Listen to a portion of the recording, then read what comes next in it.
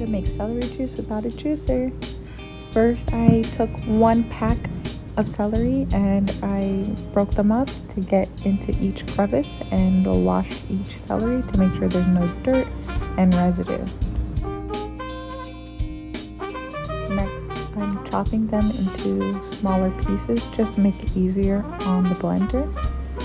And in this video, I'm using a Vitamix blender.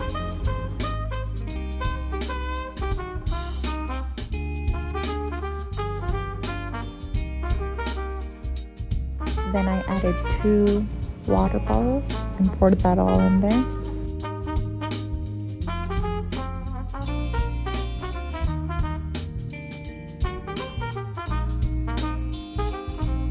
And then you're just gonna blend.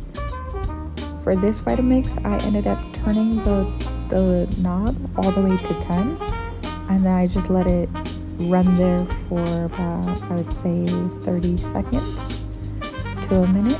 And then on the next round, I used the left button and clicked it on high, and then I left the middle dial on 1, and I let that run for about 30 seconds to a minute again. And then I used the strainer to strain all of the pieces. Now, I'm not in no way saying that a blender is easier than a juicer, because you still have to do extra things like straining it, but this is just an alternative method if you don't have a juicer, and you still get that same healthy juice. Now, I would note that I would add ginger and different things to it, maybe lime, just to spruce it up and to spruce up the taste.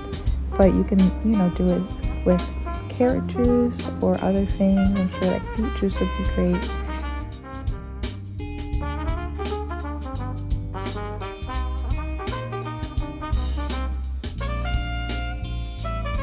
Now the taste was alright, but I will definitely be adding ginger. Thanks for watching.